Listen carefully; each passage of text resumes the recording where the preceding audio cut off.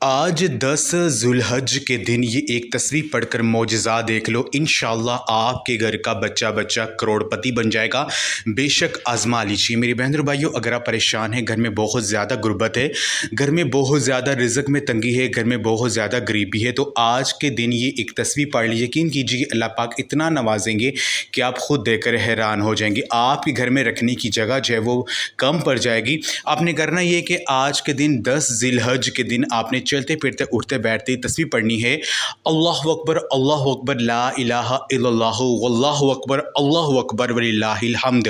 अल्लाहु अकबर ला इलाहा इल्लल्लाहु अल्लाहु अकबर वल्लाहु अकबर वलिल्लाहिल हम्द। आपने ये तस्बीह पढ़नी है। यकीन कीजिए अल्लाह पाक इतना ज़्यादा आपको नवाजेंगे कि आप खुद देखकर हैरान हो जाएंगे।